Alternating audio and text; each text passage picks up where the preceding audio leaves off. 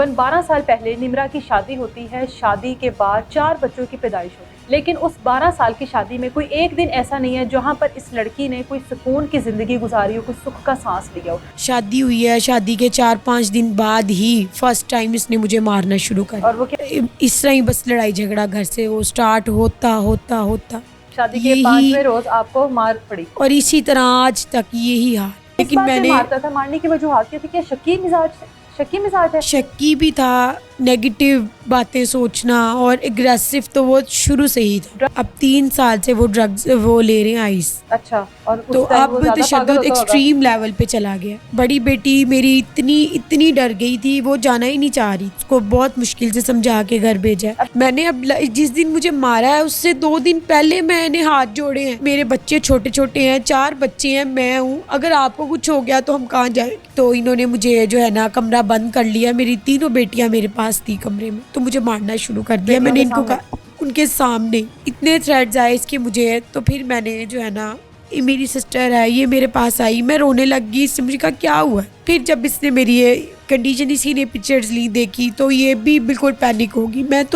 तो अपने बच्चों को देख के हौसला कर रही थी कि मैं अगर टूटूंगी तो मेरे बच्चे भी। मेरा एक ही भाई है, मुझे इसी के थ्रेट्स दिए जाते हैं कि उसको मार देंगे, उठवा देंगे, उसके साथ ये कर देंगे, वो कर देंगे। मेरे वालिद साहब तो है नहीं। इनका जो भी मामलात हुए थे उसकी ऐनी गवाह मैं हूँ। ये तकरीबन 8 माह पहले भी इसको इतने ही बुरे तरीके से मारा गया था। उस टाइम भी हम लोग इसको यही कहते कि आइस छोड़ दो। और अभी भी स्टिल इसके यही मामलात है। लड़ाई हुई, मारपीट हुई, अगर उसका दिल चाहा तो उसने मार लिया, उसका दिल चाहा तो वो आके माफ़ी मांग के बोलेगा कि अब इसको वापस भेजो। मतलब हर चीज़ उसके मुताबिक करते करते अब हम लोग भी थक चुके हैं। इस टाइम मेरे साथ निम्रा मौजूद है। आज से तकरीबन 12 साल पहले निम्रा की शादी होती है। शादी के बाद 4 बच्चों की पैदाइश होती है, लेकिन उस 12 साल की शादी में कोई एक दिन ऐसा नहीं है जहां पर इस लड़की ने कोई सुकून की ज़िंदगी गुजारी हो, कोई सुख का सांस लिया हो। इस वक्त ये जिस हालत में मौजूद है, अगर मैं आप लोगों को वो हालत दिखाऊं ना तो वो नाकाबिले बर्दाश्त है। जिस हद तक बदतरीन तशद्दुद के बाद आज ये अपने मैके के घर में मौजूद है। ये फैसला इसको 12 साल पहले ही कर लेना चाहिए था, क्योंकि 12 साल की शादी की शुरुआत ही इस मारपीट से हुई थी। कहाँ पर मिला ये शख्स, किस तरह से ये शादी हुई और 12 साल तक क्यों खामोश रही, क्यों किसी को नहीं बताया? इसी से पूछते हैं, 12 साल पहले शादी कैसे हुई, किस तरह से रिश्ता तय पाया? ये हमारे मोहल्लेदार थे। अच्छा। मेरे कज़न का फ्रेंड था ये। तो इन्होंने हमसे गाड़ी मांगी, मेरे भाई ने इनको गाड़ी दी। तो गाड़ी हमें बाद में 3-4 दिन बाद पता चला कि वो गाड़ी जो है ना पेशावर में नार्को टैक्स ऑफिस में खड़ी है। तो उसमें ड्रग्स थी जिसमें वो गाड़ी इन्होंने फंसा दी। उसके बाद केस चलता रहा मेरे भाई से इनका। ठीक है। उसमें मेरे भाई ने इनके ऊपर पर्चा करवाया, FIR दी। अच्छा। तो उस ग्रज में, उस गुस्से में ना, ये मतलब केस के दौरान ही तो ये मेरे पीछे लग गए। अच्छा। नाम क्या है इसका? आदिल। ठीक है। और उम्र कितनी है? 30 साल। 30 साल। और आपकी कितनी उम्र है? मेरी 28 साल। ठीक है। तो इन्होंने जो है ना मुझे बहलाया फुसलाया, जैसे कहते हैं। मुझे यही कहा कि एक तुम्हारा भाई है तो शादी हो जाएगी तो केस भी ख़त्म हो जाएगा। ये क्योंकि ये हमसे थोड़े से हाई लेवल पे, सियासी लेवल पे थे, तो ये केस को दबाना चाह रहे थे। उसमें ये कह रहे थे कि हम तुम्हारे भाई को नहीं करोगी शादी तो फंसवा देंगे, ये कर देंगे। यूँ इसी सिलसिले में जो है ना शादी होगी मेरी। थ्रेड्स से टोटल शादी हुई है। शादी के 4-5 दिन बाद ही फर्स्ट टाइम इसने मुझे मारना शुरू कर। और वो क्या वजह थी? इनकी और हमारी लैंग्वेज डिफरेंट थी। तो कहाँ से ताल्लुक है इनका? ये मेवाती हैं, म्यू बरादरी है। और रहते रहाइश कहाँ पर है? ब्याह के कहाँ गई हो? ये फिरोजपुर रोड पे है जगह जी, लाहौर में। तो मैंने जो है ना इस तरह ही बस लड़ाई झगड़ा घर से वो स्टार्ट होता शादी के 5वें रोज आपको मार पड़ी और इसी तरह आज तक यही हाल है। महीने में 5 से 6 दफ़ा ऐसा सीरियस अटेम्प्ट करता ही है मारने वाला। आपने कभी जो नाकाबिले बर्दाश्त है? मेरी वालदा है, वालिद नहीं है। मेरे वालिद साहब भी इसी उसमें टेंशन में, उनको ब्रेन हेमरेज हुआ, उनकी डेथ हो गई। तो आप वालदा से डिस्कस करती थी कि मैं अपनी जो शादीशुदा ज़िंदगी है वो इस तरह से गुजार रही हूँ? समटाइम्स ज़्यादा सवेर नहीं उनको बताती थी, क्योंकि मेरी मदर हार्ट पेशेंट है। अच्छा। तो मुझे ये होता था कि इनको कुछ हो ना जाए। लेकिन मैंने मारता था, मारने की वजूहत क्या थी? क्या शक्की मिजाज है? शक्की भी था, नेगेटिव बातें सोचना और एग्रेसिव तो वो शुरू से ही था। ड्रग्स लेते हैं? जी, पहले वो ड्रिंक करते थे। अब 3 साल से वो ड्रग्स वो ले रहे हैं आइस। अच्छा, और उस तो टाइम वो अब ज्यादा पागल तशद्दुद होता होगा। एक्सट्रीम लेवल पे चला गया। अब नाकाबिले बर्दाश्त और नाकाबिले माफ़ी है, अब बर्दाश्त नहीं होता मुझसे। तो पिछले 3 सालों से कैसे बर्दाश्त कर? बहुत किया बर्दाश्त, जो अब किया लास्ट अटेम्प्ट, वो अटेम्प्ट टू मर्डर था अपनी तरफ से, क्या उसने मुझे झगड़ा मार ही था दिया। और किस चीज़ से मारता रहा है, क्या करता रहा है? जो मैंने आपकी वीडियो देखी है वो तो शायद मैं ऑन एयर भी नहीं कर सकती, जिस तरह आपके निशान है और जिस तरह आपकी टांगों की रंगत वो कर चुका है, किस चीज़ से मारता रहा, क्या वजह थी? और आप इन 12 सालों में 4 बार माँ बनी हो, आपके बच्चे भी होंगे, बच्चे भी देखते होंगे सारा कुछ। बच्चों पे इनका बहुत असर बुरा पड़ा है, वो भी इसी तरह एग्रेसिव ही रहते हैं, हो जाते हैं हमें देख देख के। कितने बेटे हैं? एक बेटा है 3 मेरा। बेटियां हैं। और बेटियां ये सारे मंजर देखती हैं। बड़ी बेटी मेरी इतनी इतनी डर गई थी, वो जाना ही नहीं चाह रही थी, उसको बहुत मुश्किल से समझा के घर भेजा है। अभी क्या लड़ाई हुई थी आप लोगों की? अभी क्यों इतना मारा है इनको उसने? लास्ट किस चीज़ टाइम से हमने मारा है? लास्ट जो है 6 मंथ पहले इनको रिहैब सेंटर भेजा था, ये आइस की इससे, ठीक है। क्योंकि ये बिल्कुल ही अपना आपा खो गए थे, समझ नहीं पा रहे थे कि क्या सही है क्या गलत है इस तरह से। तो हमने इनको रिहैब सेंटर भिजवा दिया। उसके बाद ये वापस आए तो 1.5-2 माह इन्होंने परहेज़ किया नहीं की, उसके बाद छुप छुप के स्टार्ट कर दी दोबारा, वही सारी प्रॉब्लम्स दोबारा घर में स्टार्ट होगी। ठीक है। मीन्स कि ये आइस से ही इनको नेगेटिव ही आती थी। लाइक क्लॉक में कहते थे कैमरा है, मेरा फ़ोन हैक है, अगर एलईडी सिंपल एलईडी चल रही है तो ये कहेंगे नहीं नहीं ये एलईडी में कोई डिवाइस फिट है, कुछ इस तरह से मतलब ज़हनी तौर बातें पर जी वो इस तरह से हो गए। डिसेबल हो गए थे, समझ नहीं पा रहे थे कि क्या सही क्या गलत। तो मैंने इनको बहुत कन्विंस किया कि हम जो है ना दोबारा से कंसल्ट करते हैं, तो डॉक्टर से जो जाके आपकी मेडिसिन स्टार्ट करते हैं, लेकिन इन्होंने मेरी बात नहीं सुनी और मुझे कहा मैं कर ही नहीं रहा, अच्छा जबकि सारे सिम्टम्स वही पहले वाले ही थे। अच्छा। तो मैं इनको यही कह रही थी कि अगर आप कर रहे हैं तो खुदा का वास्ता हम पे मेरे बच्चों पे रहम खाएं, हमारा कौन है आपके अलावा। अभी तक बच्चों आप का इतना तो ख्याल करती थी? मैंने अब जिस दिन मुझे मारा है उससे 2 दिन पहले मैंने हाथ जोड़े हैं कि मेरे बच्चे छोटे छोटे हैं, 4 बच्चे हैं, मैं हूँ, अगर आपको कुछ हो गया तो हम कहाँ जाएंगे, हमारा कौन बनेगा।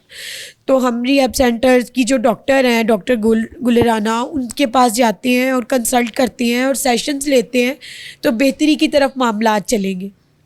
इन्होंने कहा नहीं मैं तो कर ही नहीं रहा। तो उसके 2 दिन बाद जो है ना, मैं ड्राइंग रूम की सफाई जब करने के लिए गई तो मैंने देखा कि वो बॉटल पड़ी हुई है जिसे ये आइस करते थे। तो मैं उधर ही मैं बैठ गई, मैं रोने लग गई कि ये क्यों दोबारा कर रहे हो या क्या। इसको ये डर था कि ये अब बाहर दोबारा बता देगी या कहेगी या मुझे दोबारा ना भिजवा दे रिहैब सेंटर। तो इन्होंने मुझे जो है ना कमरा बंद कर लिया, मेरी 3 बेटियां मेरे पास थी कमरे में, तो मुझे मारना शुरू कर दिया। मैंने इनको कहा उनके सामने, तो वो देख रही थी बेड के नीचे, मेरी बेटियां चीखें मार रही थी कि बेड के नीचे थी। वो छुप गई थी जब मुझे मारना शुरू किया। रेंच था इनके हाथ में, लोहे का रेंच था और एक हाथ में पिस्टल था, तो मुझे मारना शुरू कर दिया दरवाज़ा बंद करके। मैंने इनको कहा कि मैं नहीं किसी को भी बताती, ना मारो, तो मुझे ना मारे, लेकिन 2-2.5 घंटे मुझे इन्होंने मारा है। उसके और बाद कोई बचाने वाला नहीं था घर कोई में? और भी कोई नहीं नहीं था। आप लोगों के रहता? नहीं, मैं सेपरेट रहती हूँ। अच्छा। तो मैं उसके बाद भी मैंने अपने घर नहीं बताया।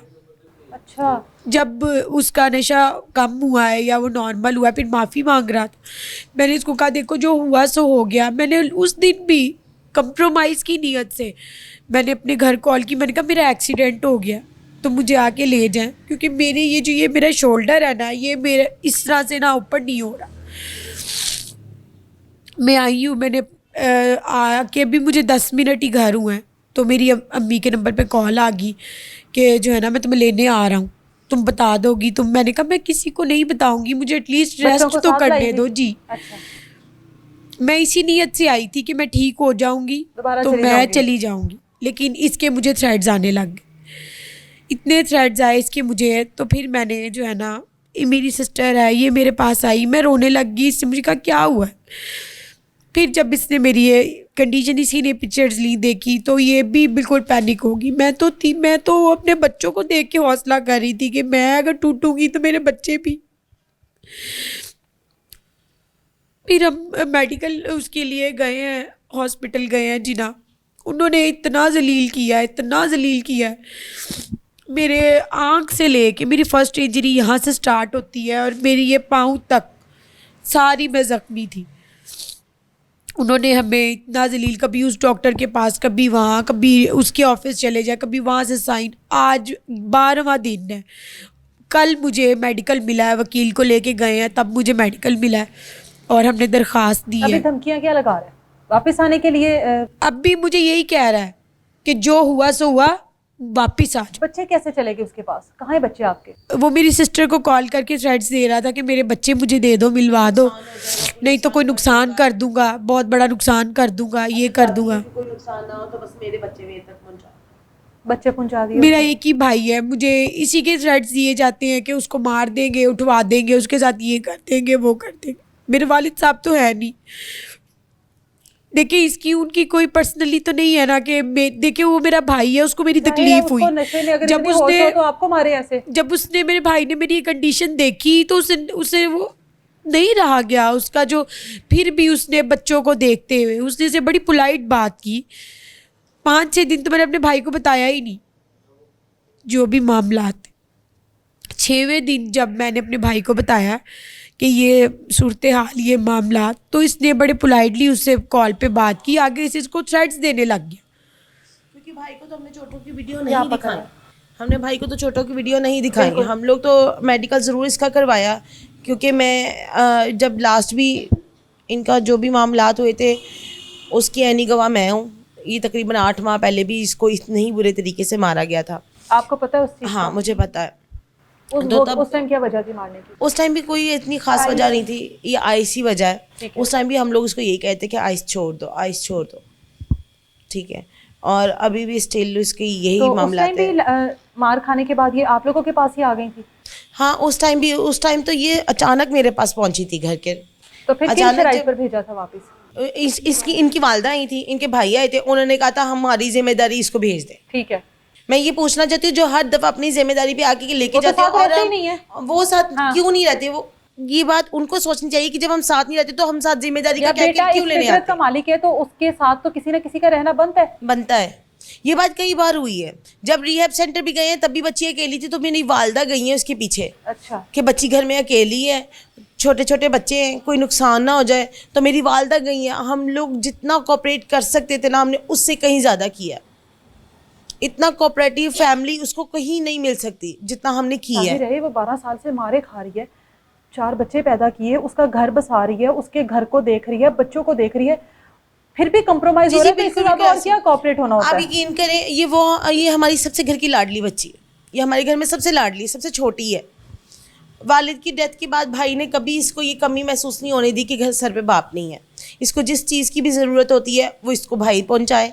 मेरा बड़ा बेटा माशाल्लाह 15 साल का है, अयान, वो बाइक पे चाहे अपनी मासों के पास जाए, उसको चीज़ देकर आए। इसकी पूरी हर चीज़ की जिम्मेदारी आज तक हम करते आए हैं कि घर चलता रहे, घर बसता रहे। हम लोगों ने घर उजाड़ने की कोशिश कभी नहीं की, लेकिन वो हमेशा हमें इस लेवल पे लेकर आया है कि हम लोग परेशान हो जाएं, मजबूर हो जाएं। वो अपने हिसाब से फैसले करवाता है। लड़ाई हुई, मारपीट हुई, अगर उसका दिल चाहा तो उसने मार लिया, उसका दिल चाहा तो वो आके माफ़ी मांग के बोलेगा कि अब इसको वापस भेजो, उसका दिल चाहेगा तो वो अपने घर वालों को लेकर आएगा कि इसको वापस भेजो।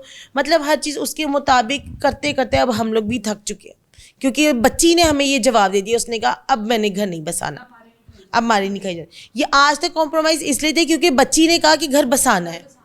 बच्ची ने आज फैसला किया कि नहीं, मुझे ये घर नहीं बसाना, तो हमने इसको बोला ठीक है, हम तुम्हारे साथ हैं। बच्चे तो जाहिर है माँ के ही हैं, जिस कंडीशन में उनका वालिद है, तो बच्चे तो आपको मिल ही जाएंगे। इन बच्चों के लिए क्यों खुद को इस तरह से बिल्कुल ऐसे ही है अजाब में डालना या अपनी जिंदगी को खराब करना? बच्चे तो इंशाल्लाह आपको मिल ही जाएंगे। ऐसे बाप के पास तो थोड़ी ना कोई छोड़ता है, कोई कानून, कोई अदालत ऐसे बाप के पास नहीं छोड़ती।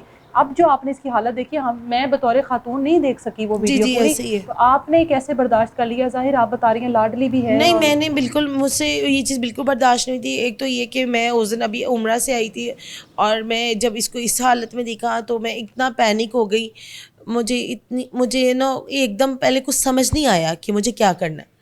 फिर मैंने जाहिर सी बात है मैंने इससे पूछा सारे मामलात, फिर हम लोगों मैंने इससे पूछा कि तुम क्या चाहती हो, कि क्या अभी भी तुम्हें कॉम्प्रोमाइज़ की है, तुम्हें गुंजाइश, या तुमने फ़ैसला लेना है। इसने कहा नहीं अब फैसला है, क्योंकि अब बात महीन पे आ गई, मेरी बेटी पे आ गई है। उसने मुझे तो आज तक मारा था, उसने महीन को भी मारा, आज इतना मारा कल ज़्यादा मारेगा। बच्चों को भी मारता था, बेटी को इस दफ़ा मारा है, तो इसने ये चीज़ बेटी को भी मारता रहा है। मैंने अपने लिए कंप्रोमाइज़ हमेशा किया है, लेकिन जब अब लास्ट टाइम मुझे मारा है तो मेरे साथ मेरी बड़ी बेटी को भी बहुत मारा है। वो 10 साल की है, अभी उसकी क्या एज है या उसकी स्किन कैसी होगी कि उसको बेल्ट से मारा है। मैंने अपनी बेटी के लिए ये स्टैंड लिया है, अपने बच्चों के लिए। अल्लाह तमाम बेटियों के नसीब अच्छे करे, और औलाद के लिए कुर्बानी ज़रूर देनी चाहिए, माँ को भी देनी चाहिए, बाप को भी देनी चाहिए, लेकिन जब आपको लगे कि औलाद के लिए कुर्बानियाँ देते देते आपकी अपनी ज़िंदगी अज़ाब बन गई है, तो वहाँ पर ख़त्म कर देना चाहिए एक ऐसे रिश्ते को जिसने आपकी ज़िंदगी को अज़ाब कर दिया। ख़त्म कर देना चाहिए एक ऐसे रिश्ते को जिसने आपको सिवाय दुख के और कुछ नहीं दिया। अल्लाह ताला आपकी हिफाजत करे, आपके बच्चों की। इजाज़त दे मुझे।